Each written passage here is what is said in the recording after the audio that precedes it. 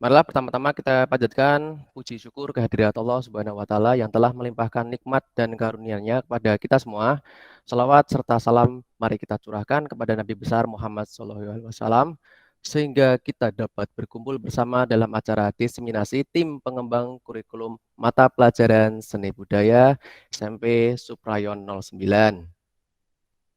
Oke, tanpa berlama-lama untuk mempersingkat waktunya eh, kami persilakan kepada narasumber pertama, yakni Ibu Elizabeth, untuk dapat menyampaikan materinya. Waktu dan tempat saya persilahkan. Monggo, Bu. Terima kasih Pak Danu untuk waktu dan kesempatannya. Pada siang hari ini, saya akan menyampaikan materi dari workshop tanggal 25 sampai 27 Oktober. Saya siapkan dulu.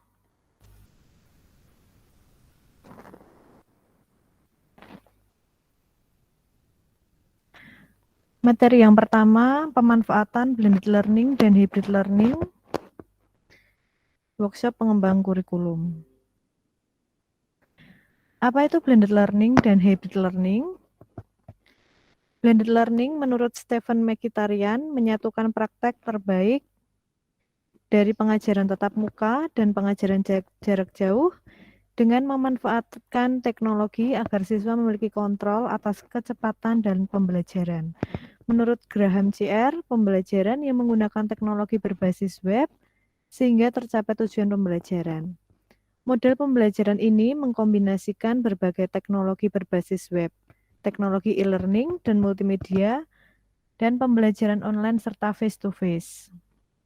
Menurut Ariel Silgilman, melibatkan sesi kelas tatap muka dengan teknologi dan pembelajaran daring untuk memperkaya pengalaman pembelajaran murid sehingga tercapai tujuan pembelajaran yang ingin diraih, yaitu mencari informasi tentang materi pelajaran atau seeking of information, acquisition of information, syntax blended learning, synthesizing of knowledge. Syntax blended learning yang pertama, mencari informasi tentang materi pelajaran dari berbagai media. Yang kedua, menemukan, memahami, menginterpretasikan info atau pengetahuan dari berbagai sumber, mengkomunikasikan hasil interpretasinya. Yang ketiga, mengkonstruksi atau merekonstruksi pengetahuan melalui proses asimilasi dan akomodasi bertolak dari hasil analisis, diskusi, dan perumusan simpulan dari informasi yang diperoleh. Kemudian untuk kelebihan dan kekurangan blended learning, untuk kelebihannya yang pertama independent learning, yaitu memudahkan siswa untuk belajar secara leluasa dan memberi kesempatan kepada siswa untuk mengembangkan materi secara mandiri. Yang kedua, fleksibilitas dan lokasi, yaitu pembelajaran terus berlangsung dalam kondisi apapun dan siswa juga dapat melakukan diskusi dengan guru maupun siswa lainnya di luar jam tatap muka. Yang ketiga, materi ajar dan admin guru lebih efisien. Guru dapat memberi materi lebih seperti pengayaan melalui fasilitas internet dan lainnya. Untuk kekurangannya, yang pertama media yang beragam. Dibutuhkan media belajar yang beragam, sehingga guru terkadang kesulitan beradaptasi dengan media dan teknologi baru. Yang kedua, fasilitas dan akses internet. Diperlukan perangkat dan akses internet yang memadai. Apabila jaringan kurang memadai, akan menyulitkan peserta dalam mengikuti pembelajaran mandiri via online. Yang ketiga, kreativitas guru. Guru harus selalu mendesain pembelajaran yang menarik untuk diikuti secara PTM maupun saat PJJ di rumah. Guru harus selalu mendesain pembelajaran mandiri via online. Kemudian untuk yang hybrid learning, menurut Simon Dignan, kombinasi pembelajaran tradisional di dalam kelas dan pembelajaran jarak jauh atau PJJ. Beberapa siswa akan hadir di kelas, sementara yang lain akan bergabung jarak jauh. Tidak ada keharusan bagi siswa untuk hadir secara daring atau tatap muka. Menurut Sarah O'Rourke, hybrid learning mengacu pada situasi di mana siswa dapat memilih untuk menghadiri kelas secara langsung ataupun secara virtual pada waktu yang sama. Dan yang ketiga, menurut Kalisa Stili, Pendekatan pendidikan di mana beberapa individu berpartisipasi secara langsung dan beberapa berpartisipasi secara daring. Instruktur atau fasilitator mengajar jarak jauh dan tatap muka secara bersamaan. Untuk jenis hybrid learning, yang pertama ada hybrid concurrent atau hybrid serentak. Aktivitas pembelajaran yang dilakukan di waktu yang sama, baik siswa yang hadir secara fisik maupun yang menghadiri jarak jauh melalui konferensi video. Yang kedua, hybrid paralel. Aktivitas pembelajaran yang dilakukan secara terpisah, satu sesi untuk siswa yang secara fisik di sekolah, sesi berikutnya untuk siswa yang di rumah. Yang ketiga, hybrid adaptif, yaitu aktivitas pembelajaran yang berbeda tetapi setara untuk siswa yang hadir secara fisik di sekolah maupun yang hadir jarak jauh. Pembelajaran dapat disampaikan secara sinkron, asinkron, atau campuran. Model ini lebih cocok untuk praktikum blended versus hybrid. Untuk kelebihan dan kekurangan hybrid learning, untuk kelebihannya yang pertama keamanan, mengakomodir kebutuhan orang tua siswa yang masih enggan mengirimkan siswanya belajar ke sekolah. Yang kedua, fleksibilitas dan lokasi. Ada kebebasan memilih PTM atau PJJ dan kebebasan memilih waktu belajar sesuai kebutuhan dan kesepakatan guru dan siswa. Yang ketiga, materi ajar dan admin guru lebih efisien. Pembelajaran dan materi ajar yang diberikan saat PTM atau PJJ relatif sama. Sedangkan untuk kekurangan, yang pertama teknologi dan pembiayaan. Sangat tergantung pada teknologi tingkat tinggi dengan biaya yang lumayan tinggi. Yang kedua, efektivitas belajar mengajar, siswa rentan mengalami screen fatigue atau kelelahan di depan layar, dan guru kerepotan dalam menggunakan dua moda yaitu PTM dan PJJ. Yang ketiga, interaksi dan kendali guru, keterbatasan guru dalam mengontrol siswa terutama yang ikut kelas PJJ dan kesulitan mengecek pemahaman siswa. Dari sini dapat disimpulkan blended learning versus hybrid learning. Untuk yang hybrid learning, yang pertama, mengakomodir campuran PTM dan PJJ dengan kegiatan pembelajaran yang berbeda disesuaikan situasi dan kondisi. Yang kedua, semua peserta didik merasakan kedua moda. Yang ketiga, PTM dilakukan di sekolah dan PJJ dilakukan di rumah dengan waktu yang berbeda. Untuk yang hybrid learning, memfasilitasi dua mode yang berbeda yaitu PTM dan PJJ dengan materi ajar yang sama di saat yang sama. Yang kedua, semua peserta bebas memilih PTM atau PJJ. Dan yang terakhir, PTM dilakukan di sekolah dan PJJ dilakukan di rumah dengan waktu yang bersamaan atau hampir bersamaan. Baik, sampai di sini untuk materi pemanfaatan blended learning dan hybrid learning. Waktu saya kembalikan ke Pak Danu. Ya, terima kasih Bu Elis. Tadi ada pemaparan tentang blended learning dan hybrid learning ya. Ada banyak macam tadi, khususnya di hybrid learning. Ternyata saya tahu ada konkuren, paralel, adaptif, banyak banget ternyata. Uh, Alhamdulillah ada informasi tambahan di sini. Berarti ada ilmu yang bisa kita petik juga ya. Cek, dengar suara saya? Oke, maaf, ada gangguan jaringan sedikit. Oke, Bapak Ibu, untuk sesi pertanyaan nanti akan dibuka apabila ada yang mau bertanya setelah semua narasumber memaparkan materi ini, nggih. Jadi kita fokus dulu untuk mendengarkan pemateri menyajikannya dulu. Oke, kemudian selanjutnya saya persilakan Pak Rian untuk menyampaikan materi selaku narasumber kedua. Untuk waktu dan tempat saya persilakan, monggo Pak Rian.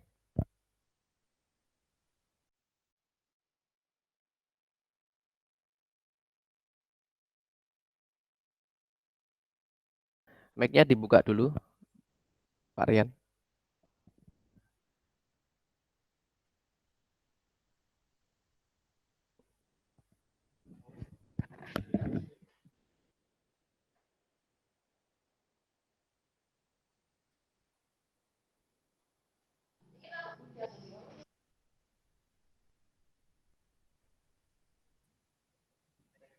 Cek.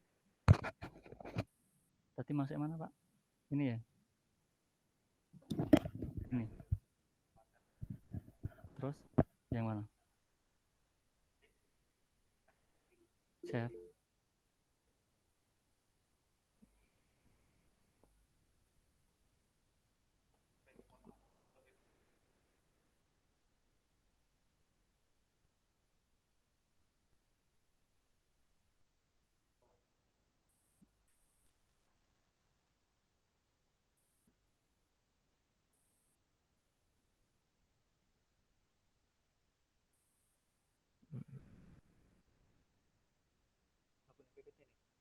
Tak buka sih. Ini dah. Ya, sudah kelihatan layarnya Pak Rian.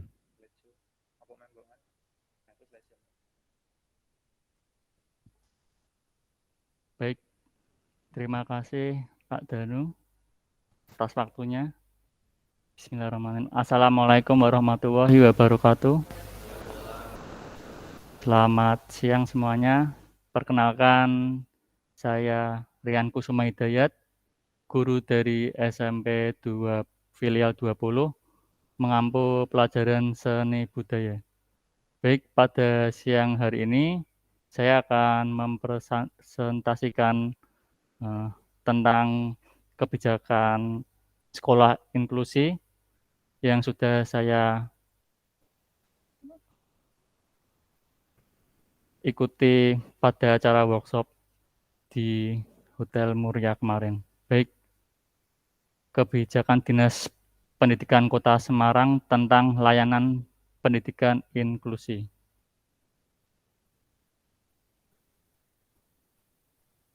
Baik, untuk pembahasan pada siang hari ini nanti kita akan membahas tentang landasan atau dasar hukum inklusi, kemudian isu inklusi, pengertian inklusi, ruang lingkup inklusi, dan anggaran inklusi.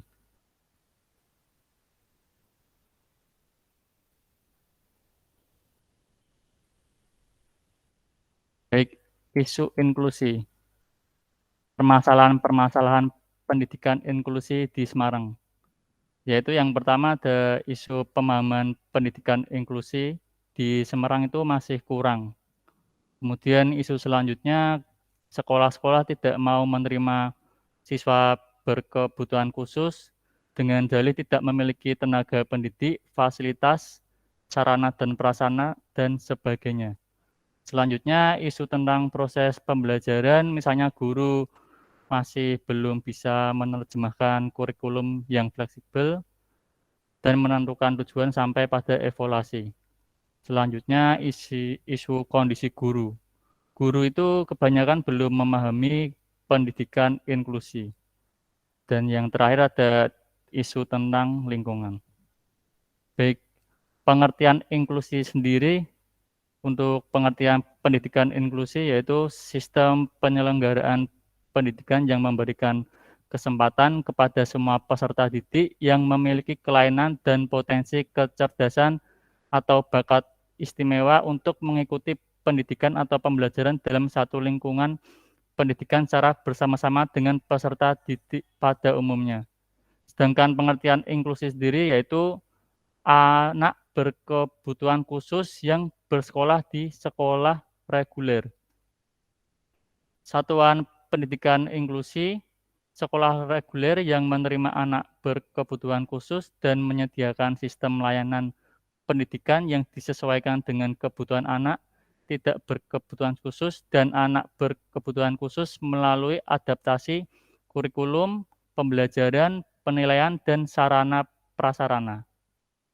Tujuan penyelenggaraan sekolah inklusi di Semarang yaitu yang pertama memberikan kesempatan seluas-luasnya kepada peserta didik yang memiliki kelainan fisik, emosional, mental, intelektual, dan sosial untuk memperoleh pendidikan yang bermutu sesuai dengan kebutuhan dan kemampuannya masing-masing.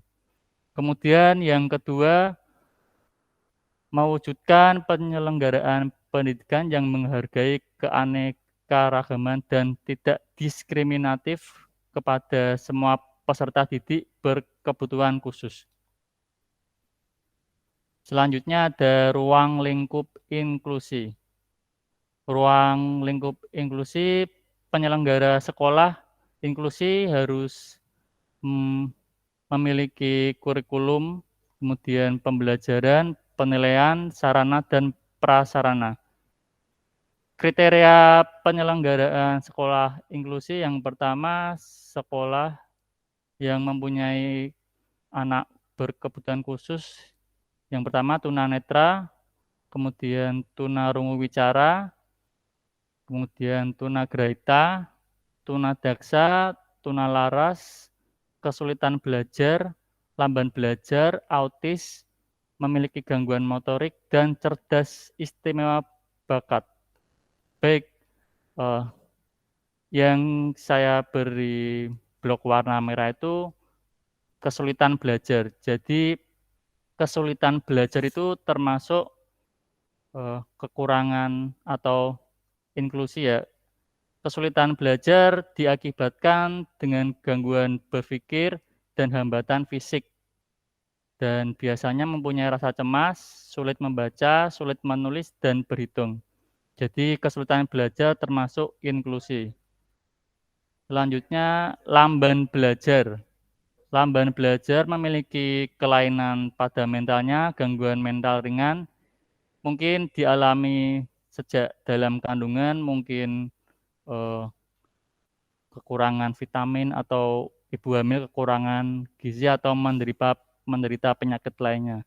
Kemudian yang selanjutnya yang saya beri garis merah ini, cerdas istimewa, bakat istimewa itu juga termasuk inklusi.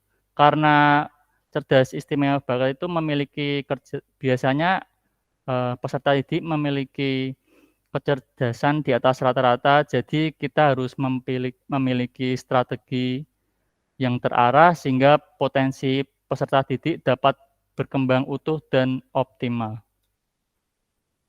Baik, untuk pengelolaan kelas reguler penuh.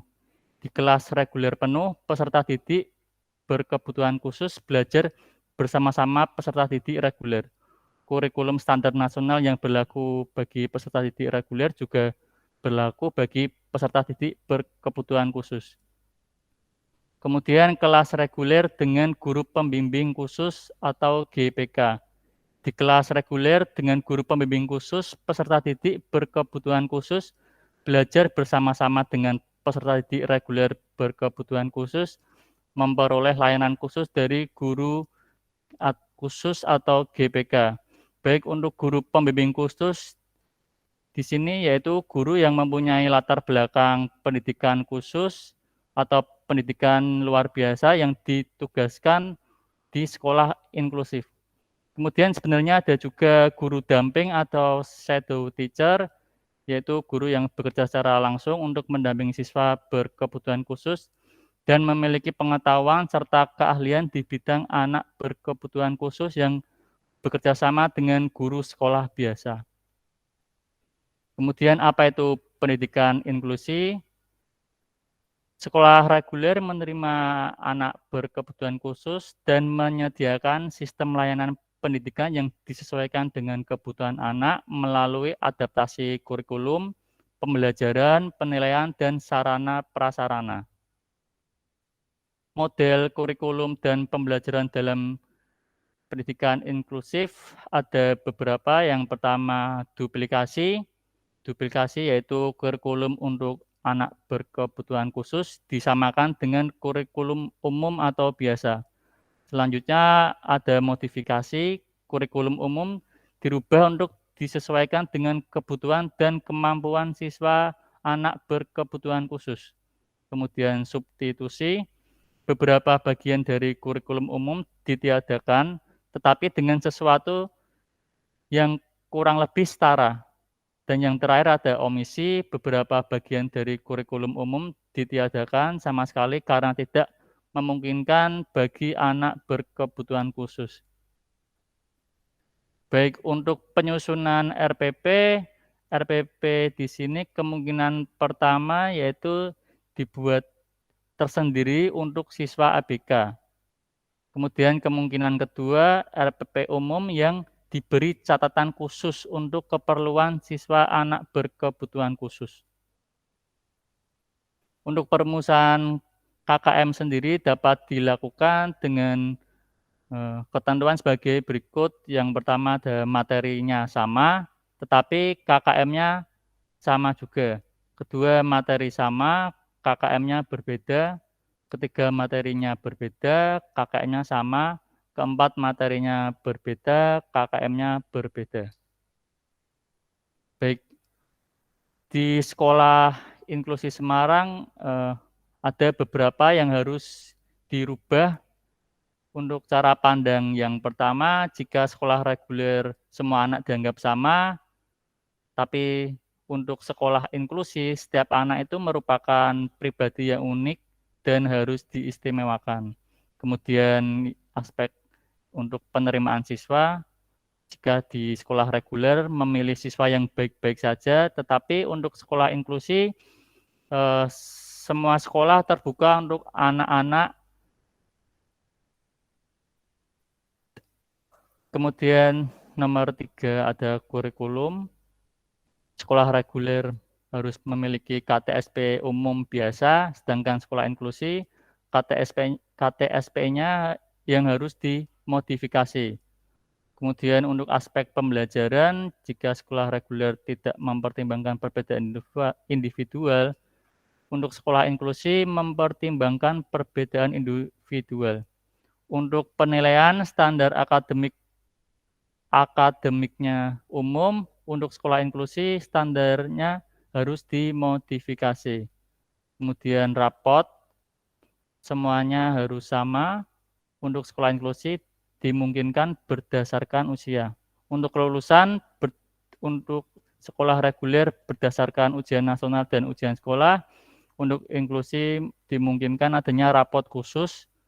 Dan yang terakhir dari aspek struktur organisasi, sekolah reguler harus konvensional, sedangkan inklusi ada manajer atau koordinator program. Baik untuk standar sarana dan prasarana anak berkebutuhan khusus atau inklusi, untuk sekolah-sekolah seharusnya bisa menyediakan sarana dan prasarana seperti ada kursi roda, kemudian jalur khusus kursi roda, kemudian ada pegangan tangga, kemudian ada alat bantu jalan, alat bantu dengar, huruf braille, tongkat, ruang kelas, ruang sumber, kamar mandi, dan pintu masuk.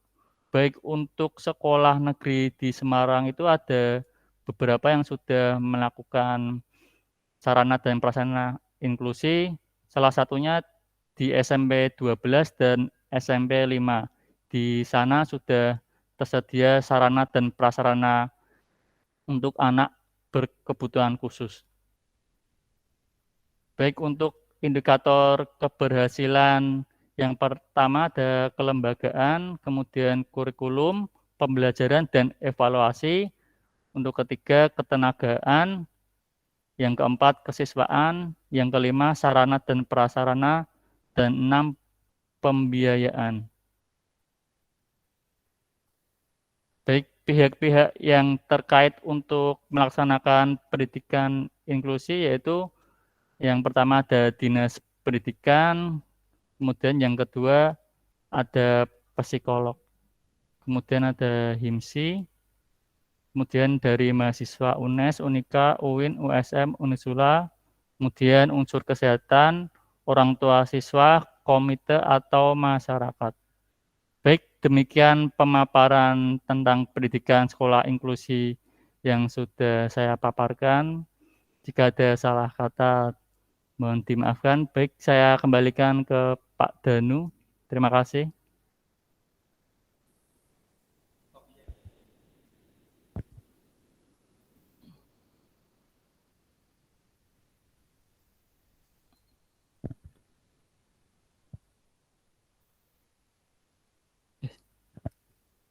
Ya, terima kasih Pak Rian atas pemaparannya. Tadi sudah disampaikan ya Bapak Ibu mengenai inklusi, seputar inklusi. Ada isu, apa itu inklusi, ada jenis-jenis inklusi, RPP tingkat inklusi, perumusan KKM yang terkait dengan inklusi. Memang pendidikan tuh nggak bisa kita tampik penting dalam perkembangan sebuah negara. Jadi kita sebagai garis terdepan yang terlibat langsung dalam perkembangan pendidikan harus memperhatikan hal ini juga. Seperti halnya pada penyandang inklusi, kalau bisa jangan dipilah-pilah lah, kita harus memperhatikan mereka semua. Saya dengar kalau dulu ikut seminarnya Bu Fajri itu, tadi yang di warna merahi sama Mas Rian ya soal kriteria penyelenggara sekolah inklusi, kesulitan belajar, lamban belajar, sama cerdas istimewa. Sekolah tuh pasti paling seneng kalau dapat yang nomor 10 tadi, cerdas istimewa, bakat istimewa, lomba-lomba. Ya tapi nggak boleh seperti itu ya. Ya kita harus memandang mereka semua rata dan mereka harus dapat haknya juga. Oke, Bapak Ibu, kita lanjut ke pemapar materi yang ketiga, yaitu Bapak Pian. Monggo untuk waktu dan tempat saya persilahkan. Baik, terima kasih Pak Danu untuk waktu dan kesempatannya. Saya akan share screen juga nggih Bapak Ibu.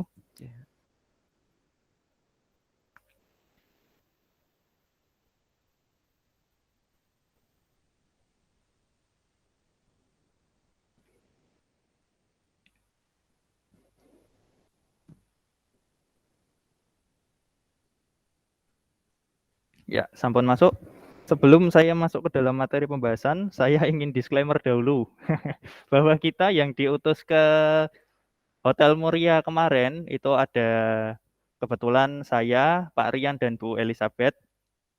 Ini bukan berarti kita bertiga yang paling baik atau paling apa, enggak. Tetapi memang kebetulan kemarin itu kita diberikan tugas, diberikan amanah untuk kita bisa menimba ilmu di sana, dan kali ini akan berbagi informasi kepada Bapak Ibu sekalian mengenai apa yang sudah kita dapat kemarin.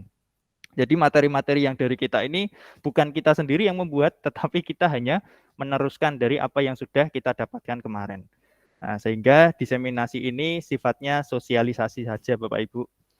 Oke, itu saja di awal yang ingin saya sampaikan. Sekarang kita akan masuk ke dalam materi ketiga yang mana ini merupakan gong atau ujung atau apa ya, hasil akhir daripada workshop kemarin, yaitu bagaimana kita bisa membuat atau menyusun RPP yang berdiferensiasi dan juga mencakup hybrid learning.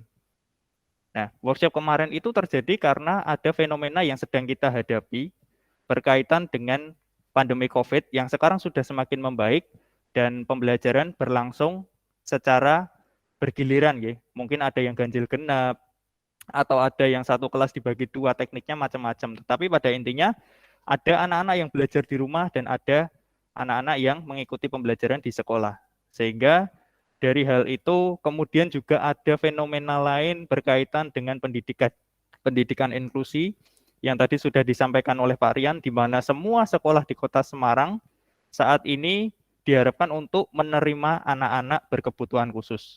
Entah itu anak-anak berkebutuhan khusus yang lamban belajar maupun yang sangat cerdas, seperti yang disampaikan Pak Danu tadi. Kalau kita pengennya ya tentu yang cerdas-cerdas ya, tetapi pada kenyataannya kita memang harus melayani semua anak-anak kita dengan baik. Nah, mengacu dari dua fenomena itu, sehingga kita sebagai pendidik perlu untuk bisa memfasilitasi anak-anak dengan baik yang bisa kita tuangkan melalui perencanaan yang kita buat melalui RPP. Nah, kita sekarang akan sedikit mundur untuk melihat bagaimana prinsip penyusunan atau pengembangan RPP satu lembar, di mana RPP yang dulu kita berlembar-lembar saat ini disederhanakan menjadi satu lembar. Meskipun secara prakteknya tidak bisa persis satu lembar, tetapi secara prinsip RPP yang kita buat ini adalah menyederhanakan dan memudahkan kita sebagai pendidik. Nah, prinsipnya ada 3 menurut Surat Edaran Menteri Pendidikan dan Kebudayaan nomor 14 tahun 2019, yaitu pelaksanaan pembelajaran yang pertama itu harus efisien. Nah, efisien itu berarti penulisan RPP dilakukan dengan tepat dan tidak menghabiskan banyak waktu dan tenaga. Tidak seperti kita sebelum ada kebijakan ini, RPP dibuat banyak sekali lembarnya dan mungkin itu lebih menghabiskan waktu dan tenaga. Saat ini dibuat lebih efisien. Kemudian efektif yang kedua, efektif berarti penulisan RPP dilakukan untuk mencapai tujuan pembelajaran. Kemudian yang ketiga, orientasi peserta didik. berorientasi pada peserta didik berarti penulisan RPP dilakukan dengan mempertimbangkan kesiapan, ketertarikan, dan kebutuhan belajar peserta didik di kelas. Nah, ini kita perlu melihat lagi kebutuhan peserta didik seperti apa, kesiapan mereka bagaimana, ketertarikan mereka seperti apa. Nah, sehingga kita sebagai guru juga tidak bisa melihat hanya dari satu sudut pandang saja. Kemudian ini mengulang, mungkin Bapak Ibu sudah banyak yang tahu mengenai komponen inti RPP, nggih Bapak Ibu. Ada 3, yaitu tujuan pembelajaran, kegiatan pembelajaran, dan penilaian pembelajaran. Tujuan pembelajaran ini merupakan rumusan kemampuan yang harus dicapai oleh peserta didik, mencakup sikap, pengetahuan, dan juga keterampilan. Kemudian kegiatan berisi langkah-langkah pembelajaran, dan penilaian pembelajaran ini merupakan salah satu proses mengumpulkan dan pengolahan informasi untuk mengukur bagaimana pencapaian hasil belajar dari peserta didik. Intinya 3 ini saja di dalam pembuatan RPP. Nah, lalu ketika kita menyusun RPP, saat ini kita perlu memperhatikan beberapa hal ini. Ada 4 nanti. Yang pertama ini adalah bagaimana kita menyusun pembelajaran yang HOTS. Ini juga sudah sering kita dengar tentang taksonomi Bloom ya, ada C1, C2, C3, C4, C5, dan seterusnya. Ini perlu kita tampilkan di dalam RPP kita, sehingga tujuan kita menjadi jelas dan juga lebih terukur, karena nantinya kita menggunakan kata kerja operasional. Nah, itu kan kata kerja operasional itu kan bisa diukur, sehingga keberhasilan peserta didik itu dapat kelihatan. Kemudian perlu juga memperhatikan ini, selain HOTS tadi, yang kedua adalah kecakapan abad ke-21, yang secara umum dikenal sebagai 4C atau 4C gitu ya. Ada critical thinker atau berpikir kritis, komunikasi, kolaborasi, dan juga bagaimana kreativitas mereka. Nah, ini kalau dijabarkan secara lebih rinci seperti ini, bagaimana berpikir kritis itu adalah kemampuan untuk mengidentifikasi, menganalisis, dan mengevaluasi situasi, gagasan, dan informasi untuk menyampaikan tanggapan dan solusi.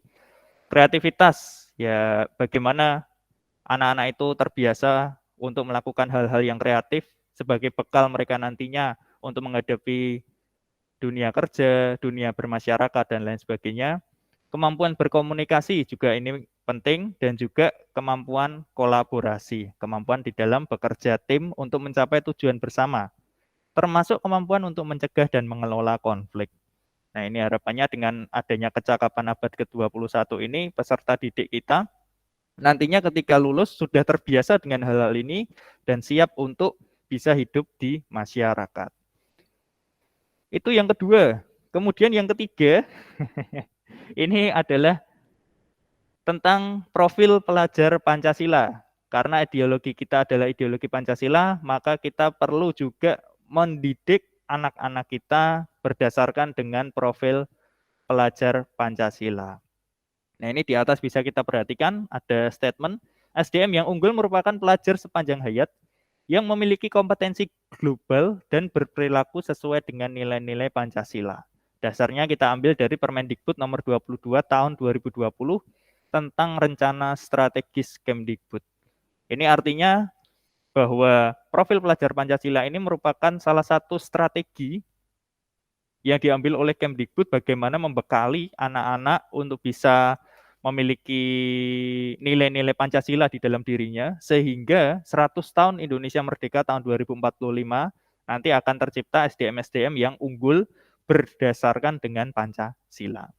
Nah, kita tahu bersama bahwa profil pelajar Pancasila itu yang pertama adalah berkaitan dengan ketuhanan, yaitu beriman, bertakwa kepada Tuhan Yang Maha Esa dan berakhlak mulia.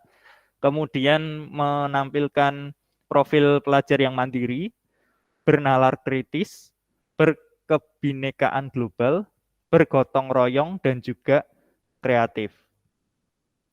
Nah, pengembangan SDM unggul harus bersifat holistik dan tidak terfokus kepada kemampuan kognitif saja. Nah, ini yang perlu kita pahami dan ingat kembali mengenai hal ini. Kalau kita melihat di dalam pelajar Pancasila dan juga tadi ada hal yang sama nggih Bapak Ibu, yaitu bernalar kritis. Di situ sama dengan kecakapan abad ke-21 kaitannya dengan berpikir kritis. Nah, jadi ini ketiga hal ini bagaimana HOTS, kecakapan abad ke-21 dan juga profil pelajar Pancasila ini bisa saling kolaborasi, saling melengkapi satu dengan yang lainnya. Nah, aslinya seperti itu Bapak Ibu.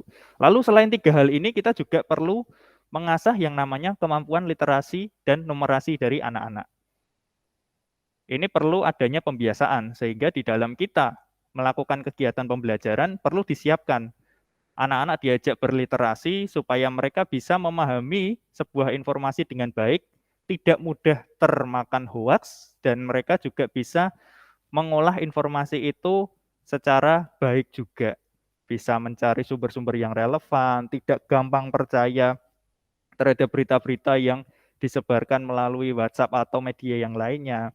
Sehingga harapannya mereka bisa menjadi anak-anak yang luar biasa di dalam memahami tidak hanya bacaan, tidak hanya melalui video, tidak hanya melalui hal-hal yang sifatnya visual, tetapi juga secara kondisional. Nah, mereka bisa memahami sebuah kondisi, melihat sebuah fenomena dan memahami fenomena itu juga termasuk ke dalam literasi. Dan juga numerasi. Numerasi ini seperti kita ketahui bersama nggih Bapak Ibu, tidak melulu berbicara tentang rumus-rumus matematika, tetapi kemampuan di dalam mereka mengolah informasi berupa data angka. Nah, ini yang perlu juga kita sebagai pendidik bekali kepada anak-anak agar mereka juga memiliki kemampuan literasi juga numerasi yang baik. Nah, ini untuk macam-macamnya lah, tetapi intinya ada di situ, literasi, kemampuan memahami sebuah fenomena, numerasi mengenai data-data yang sifatnya angka. Nah, itu untuk paparannya, lalu saya akan memberikan sedikit contoh yang mungkin ini apa ya, masih dikatakan jelek. Karena kemarin kita jujur aja waktu 3 hari itu sangat kurang Bapak Ibu. Kita diminta untuk membuat RPP, kemudian untuk memfasilitasi semua peserta kan sangat sulit. Tapi setidaknya melalui ini kita bisa belajar bersama-sama bagaimana format RPP yang memuat adanya pendidikan hybrid learning, dan juga memfasilitasi anak-anak yang inklusi. Meskipun kita sendiri belum tahu apakah hybrid ini akan berjalan seberapa lama, karena ada wacana juga nanti sudah mulai PTM 100%, tetapi tidak ada salahnya kita juga belajar untuk mempersiapkan bagaimana pembelajaran yang berbasis dengan hybrid learning. Nah, setidaknya formatnya bisa dilihat seperti ini. Tetapi untuk kontennya nanti monggo nggih Bapak Ibu kan yang paham akan sekolah Bapak Ibu masing-masing. Tetapi seenggaknya kita dari sini bisa tahu mengenai formatnya seperti apa, kira-kira seperti ini. Ya, di atas mungkin kelihatan ada yang di atas ada identitas, jelas, kemudian kita masukkan KD. KD ini tinggal mengcopy saja, tergantung kita menggunakan kurikulum yang 2013 atau kurikulum kondisi khusus, bisa dimasukkan ke sana. Materi atau waktu kita masukkan saja. Nah, kita masuk ke dalam tujuan pembelajaran. Tujuan pembelajaran ini menginformasikan kembali nggih Bapak Ibu, bahwa kata-kata yang digunakan adalah kata-kata kerja operasional, sehingga itu dapat diukur keberhasilan, ketercapaiannya. Nah, hindari sebisa mungkin kata-kata seperti memahami dan lain sebagainya, karena itu kan sangat abstrak sekali, kita sulit mengukur pemahaman seseorang. Tapi bisa diganti dengan menjelaskan, menyebutkan, menganalisis, mempraktekkan, dan lain sebagainya. Ya, itu dapat dilihat di kata kerja operasional. Di internet banyak sekali Bapak Ibu, jadi nanti bisa di-download. Nah, di sini yang termuat ke dalam HOTS itu adalah kata-kata menganalisis. Nah, ini masuknya ke dalam HOTS atau berpikir kritis. Nah, ini muncul di sini Bapak Ibu. Lalu ada juga di situ yang tujuan pembelajaran nomor 4, mempraktekkan salah satu jenis pengembangan ornamentasi lagu populer bebas dalam solo vokal dengan menggunakan teknik yang benar.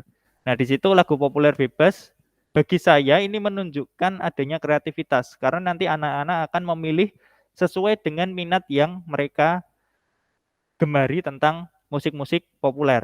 Nah, ada yang senang dangdut, ada yang senang jazz. Nah, itu kan masing-masing dari mereka punya kegemaran sendiri-sendiri. Nah, dengan difasilitasi adanya ketentuan yang bebas, mereka akan bisa lebih berekspresi dan bisa lebih berkreasi.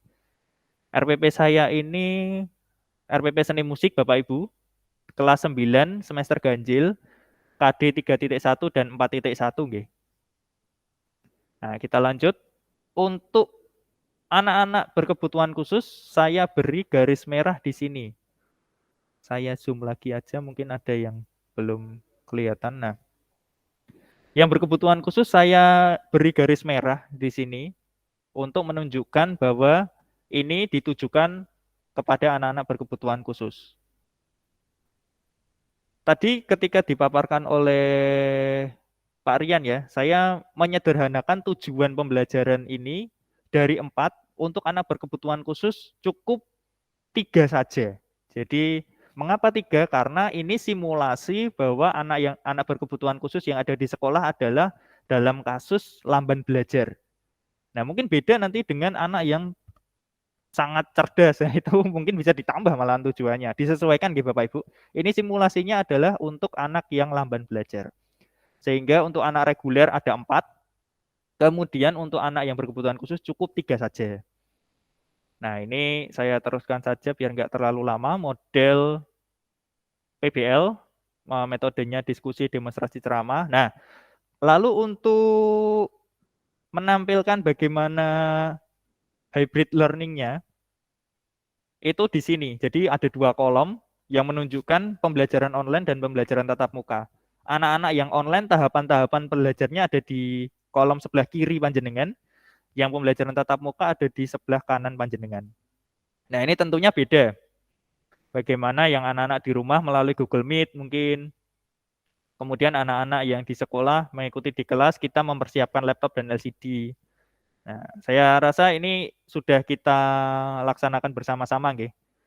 Kemudian pendahuluan ya. Nah, pemberian stimulasi inti ini sesuai dengan sintaks problem based learning tadi, ada stimulasi, identifikasi masalah dan lain sebagainya. Untuk peserta didik dengan berkebutuhan khusus, kita beri catatan di sini. Yang warna merah ini merupakan catatan-catatan untuk anak berkebutuhan khusus. Nanti akan saya share Bapak Ibu contohnya, meskipun masih jelek nanti bisa diganti-ganti sesuai dengan konten yang Bapak Ibu sudah siapkan, nggih. Tapi untuk formatnya nggih insya Allah ini kira-kira seperti inilah ngoten. Kemudian identifikasi masalah, pengumpulan data, dan seterusnya, ada kegiatan praktik.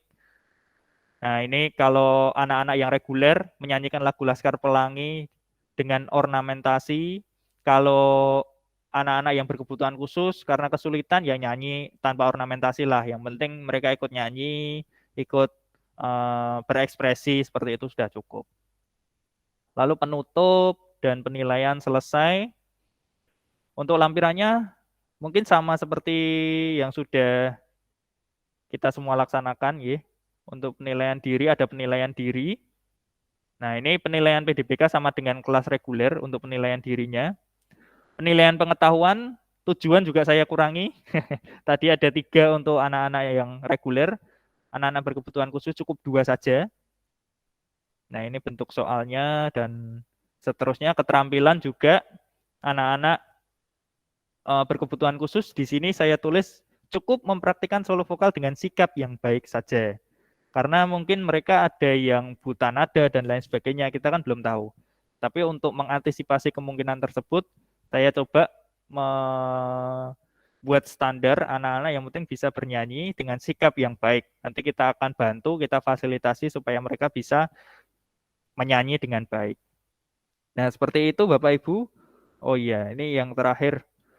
Untuk memunculkan tadi mungkin ada beberapa yang lewat tentang bagaimana profil Pancasila itu sebetulnya sudah kita lakukan Bapak Ibu, tapi mungkin perlu kita tandai supaya kita bisa lebih tahu bahwa profil pelajar Pancasila terletak di hal-hal ini. Yang pertama adalah memimpin doa. Tentunya kita kan doa sebelum memulai pelajaran. Itu sudah menunjukkan ketakwaan. Nah, itu Bapak Ibu. Lalu literasi. Kita kadang sering menampilkan video, itu sudah termasuk ke dalam literasi. Bernalar kritis. Nah, anak-anak berdiskusi, mengemukakan pendapatnya, itu sudah termasuk ke dalam bernalar kritis. Kemudian ada juga mandiri dalam profil Pancasila, nggih tadi nggih. Itu peserta didik mengumpulkan informasi yang relevan. Ini menunjukkan kemandirian bagi mereka.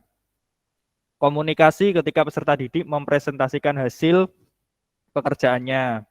Kolaborasi ketika mereka berdiskusi dengan teman-temannya. Nah, kira-kira seperti itu mungkin sudah sering kita lakukan, tetapi terluput karena kita tidak mencantumkannya. Nanti akan saya kirim untuk contoh yang sederhana ini, kiranya bisa Bapak Ibu jadikan sedikit referensi untuk menggambarkan bagaimana implementasi dari RPP hybrid learning dan juga memfasilitasi anak-anak inklusi atau berkebutuhan khusus. Kira-kira itu Pak Danu. Terima kasih untuk waktunya dan saya akhiri sekian. Terima kasih Pak Danu. Iya, terima kasih Mas Fian. Ya, terima kasih untuk para narasumber yang luar biasa tadi penyampaiannya. Yang terakhir ini penyusunan RPP diferensiasi dan hybrid ya. Memang RPP itu udah mendarah daging kayak ke diri kita para guru ya. Harus selalu di-upgrade per tahunnya. Memang nggak boleh jenuh ya Bapak Ibu ya. Oke, tadi disampaikan juga ada komponen inti pembelajaran pada RPP-nya, tujuan kegiatan, penilaian. Lagi-lagi juga ada ya pembelajaran HOTS ya. Ini panas sekali bener nih HOTS nih. Terus ada kecakapan abad 21 tentang kritis, komunikasi, kolaborasi dan kreativitas. Terus ada pelajar Pancasila ini yang sering saya dengar setiap apel dari Bapak Kepala Sekolah. Terus ada literasi dan numerisasi. Ya ini literasi yang paling perlu perhatian khusus kalau menurut saya sih ya. Karena bahkan saya juga mengalami memberikan tugas lewat daring, keterangannya mengumpulkan video bernyanyi yang dikumpulkan main pianika. Waduh, literasinya perlu diperbaiki lagi nih ya, termasuk gurunya juga ya. Ya begitu Bapak Ibu, selanjutnya kita masuk kepada sesi tanya jawab. Untuk pertama ini saya buka 3 pertanyaan. Monggo Bapak Ibu yang mau bertanya kepada narasumber, silakan sebutkan namanya, asal SMP-nya. Monggo Bapak Ibu. Ayo kita bersharing-sharing di sini ya. Jangan malu untuk mengutarakan apa yang ada di benak Anda semuanya. Monggo. Ayo, ada? Wah, sunyi senyap. Ayo Mas Aga yuk. Mas Aga mana nih? Yo, jangan menghilang kau Mas. Ayo. Ini kalau nggak ada, saya moderator tanya loh ini. Aduh. Oh iya, Bapak Ibu, ini presensi saya share di kolom komentar chatnya ini ya. Tolong dibuka, silakan diisi. Sebentar, saya kopikan dulu.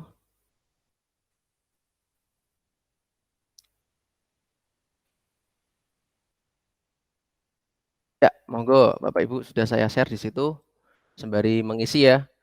Ayo, monggo, ada yang mau tanya?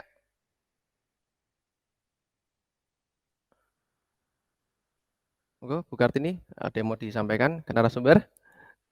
Belum ada?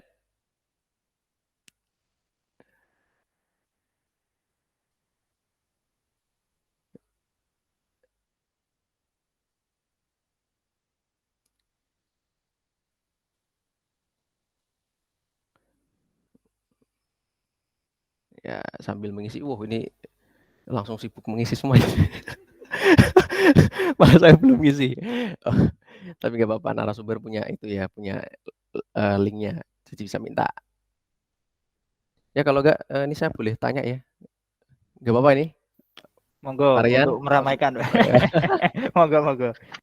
saya awali dulu saja, nanti bisa disusul dengan Bapak Ibu yang lain. Oke. Ini saya sifatnya lebih ke sharing ya, tanya ke mungkin situasi di sekolahnya Bapak Ibu narasumber.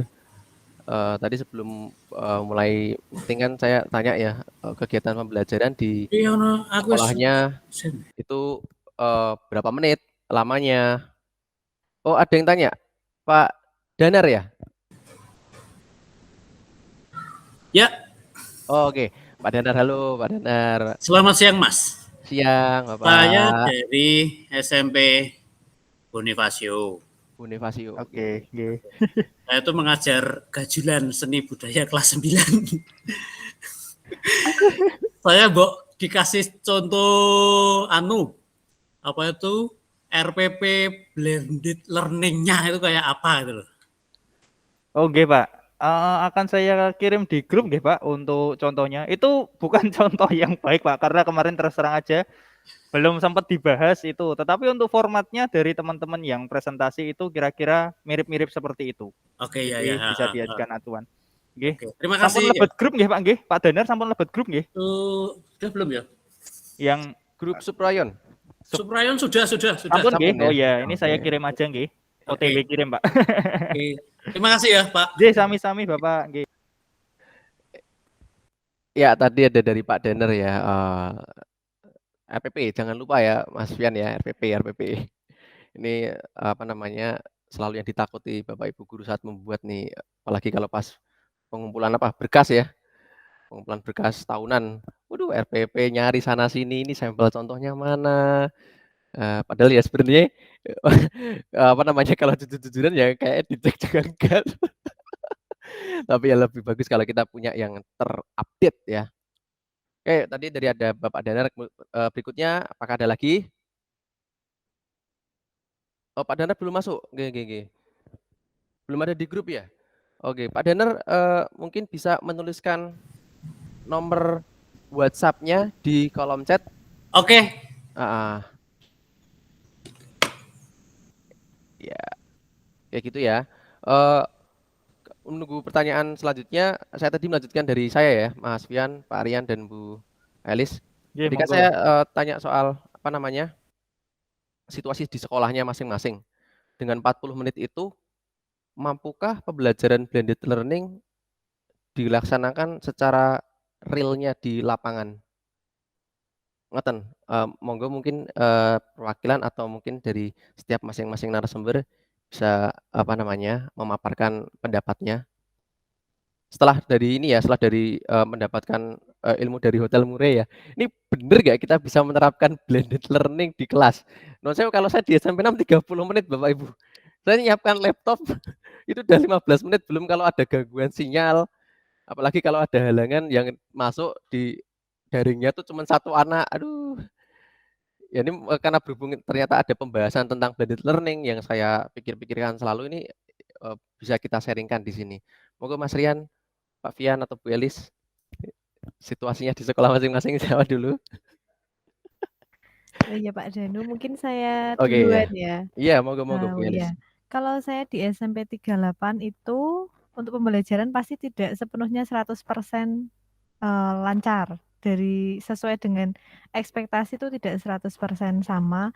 Ya tergantung realitanya kan kadang ada yang komputernya mati atau kita harus nyalakan dulu kalau di jam pertama. Kalau kami di 38 itu setiap kelas ada komputernya.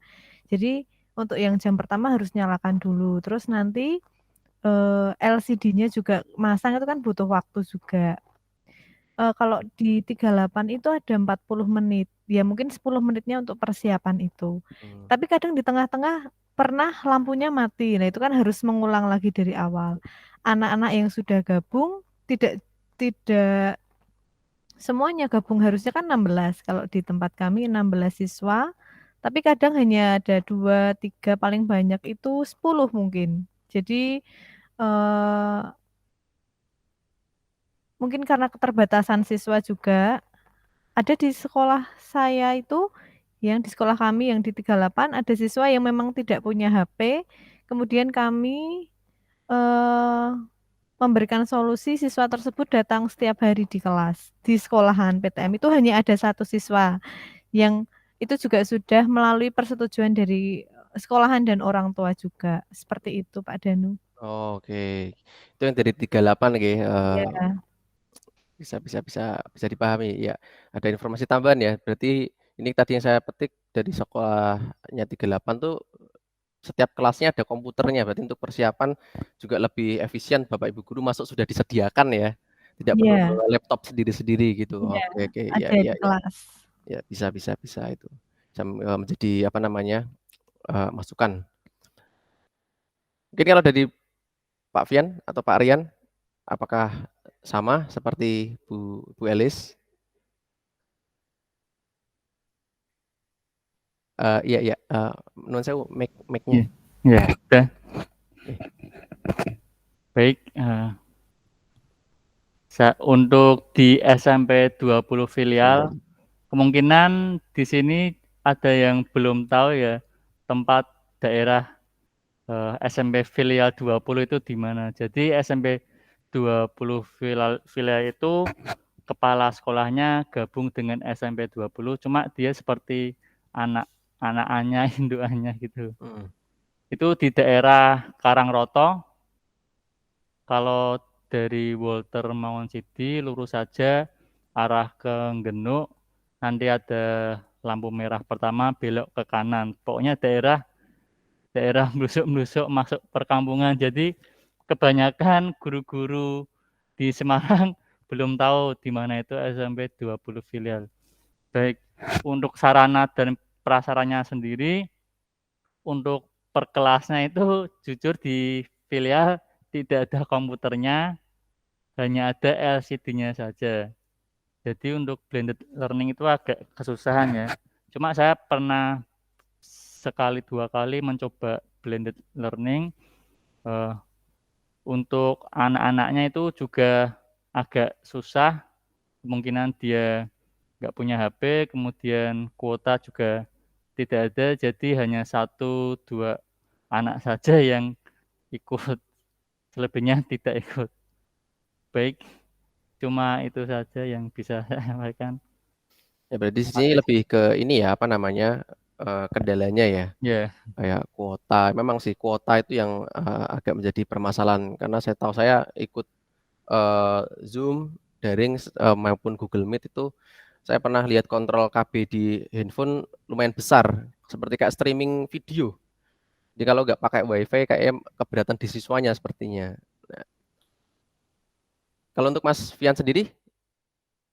Iya, sebetulnya hampir mirip-mirip ya karena SMP 20 dengan filial 20 itu satu atap. Satu Nggih. atap.